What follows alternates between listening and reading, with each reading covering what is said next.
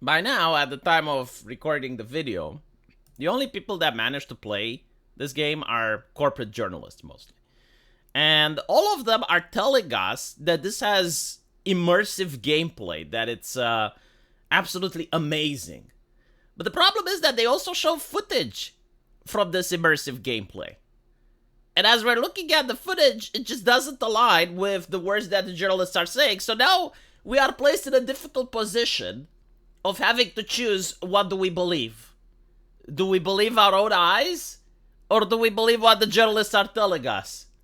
Because the journalists, especially the corporate ones, are renowned for having integrity, never lying. They're like Clark Kent from Superman. You know, they always try to get to the bottom of things. So I'm willing to believe them. And maybe there is like a lot of immersive gameplay. It's just that they just choose not to show it.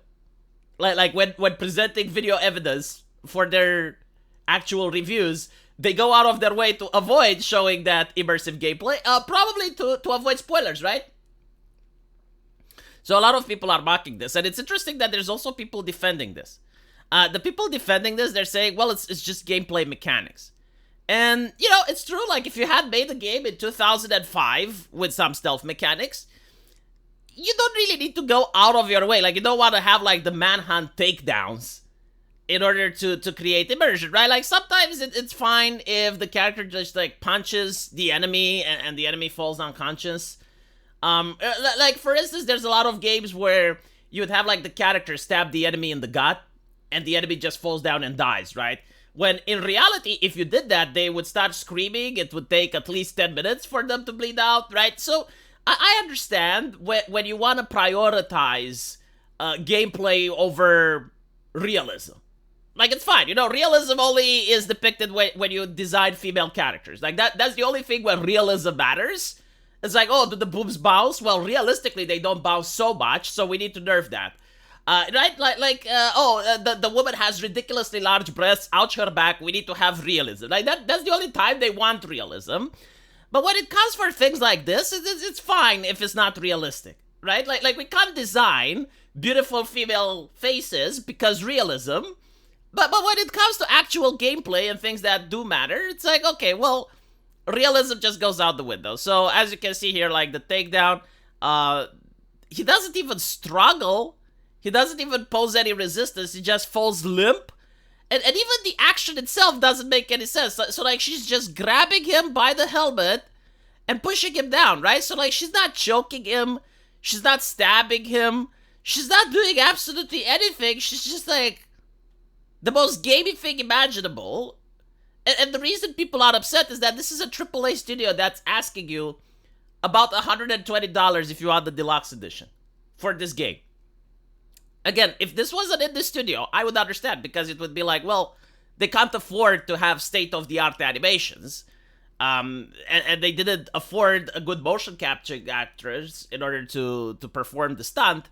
So they're doing what they have, you know, like it's enough in order to get the gameplay going. But no, like, this is Ubi shit. You would expect that they would invest some money, and if they didn't, you would expect that the journalists would call them out. You'd expect that the journalists, let's say, you know, like the takedown animations, they don't look polished. They don't look like AAA level. And I could fix them. I could fix them so easily to the point where it would take the exact same amount of time. So, like, gameplay-wise, it wouldn't modify anything. Like, you'd have the same amount of time for the takedown animation. And it would also make sense. Because, like, one of the things that they're complaining is that, oh, so like, you're trying to present that the character is female, but she's acting like she's the Hulk. I mean, even the Hulk wouldn't be able to do such a takedown, right? So how would I fix it? Well, it's very simple. Give her a stun gun. Or a stun baton or something, right? So, like, now she's got a stun baton, and when she sneaks behind the stormtrooper, she just electrocutes them, and they go like, and then they fall down. And it would look better, and it would take the same amount of time for the takedown, so, you know, it wouldn't change the gameplay flow. Why can't they do that? It's not even that expensive to make. It's like, okay, it's just another animation where she's got a taser, and it would even be lore-friendly, because we know in that god-awful movie, what was it called? The one with Admiral Holdo, right? Like, that Star Wars thing. We know that Finn gets tasered. So you can even have something lore friendly, and you can have a nudge to the actual universe. Like, why is it that I know the slop of Star Wars better than the people that are actually paid money to work on it? And, you know, like this is not a big thing. Like, you can enjoy a game that has this shit, like, that's fine. But, like, how many excuses do they get? How many excuses do they get, and how much do the journalists lie? Like, how dare you say that this is immersive takedowns and immersive gameplay when you show this on the screen? That's what pisses me off, the lie. Alright? The fact that they lie. There is absolutely no way that they enjoyed this. And you have like all these streamers, and I want you to watch the streamers that are going to be paid to shield this game, how uncomfortable they feel when they have to lie about things that they know is not true. Like put yourself in their position, right?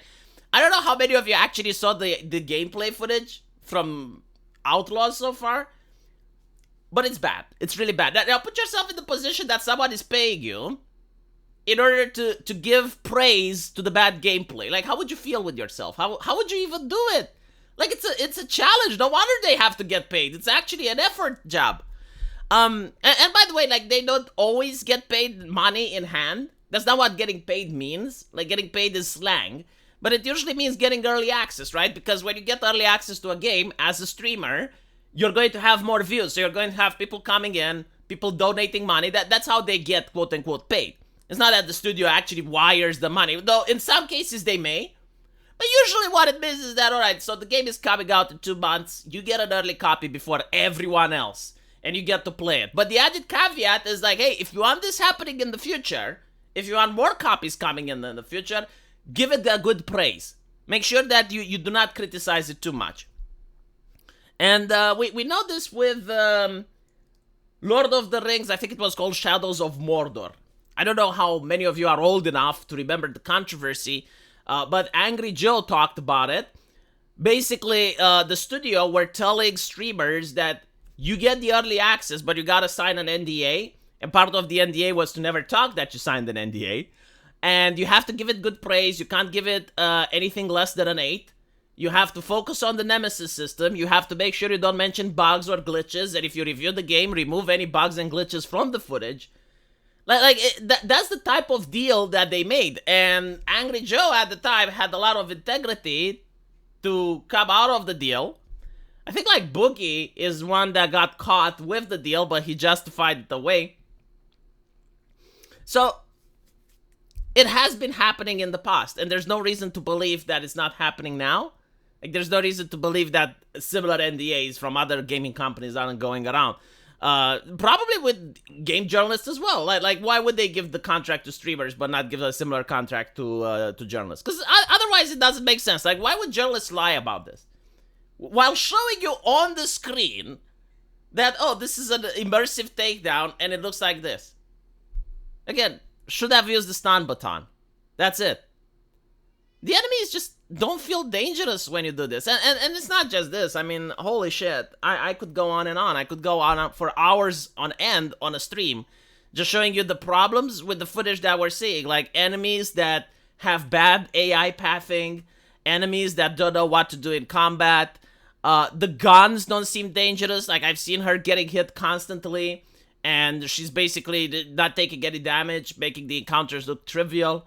I mean, okay, it's possible that the game journalists were playing on easy mode, but if that's the case, if you're playing on easy mode, how can you actually say that the combat is immersive? Like, I don't know any game with easy mode where the combat is immersive, because easy mode means you don't die, so... But, yeah, they don't mention any of the actual complaints that gamers have, like De Nouveau, for instance, Season Pass for a single-player game. Like, none of the journalists bring that up. Interesting, isn't it? Like, all the bad business practices and bad business decisions don't get to be mentioned. Content locked behind the paywall. Like, if you want to see Jabba the Hutt, I think, like, that was a controversy. I don't know if they fixed it or not. They probably didn't fix it. But it's locked behind the seasonal pass, right? So you gotta pay extra if you want it. A game called Star Wars Outlaws. Yeah, you want to see Jabba the Hutt cough up more cash? Again, I'm not 100% sure of that. Don't quote me on it. But I think I saw it, and I'm confident enough to mention it. Anyway, right, let me know what you guys think. And as usual, I will see you in the comment section. Take care.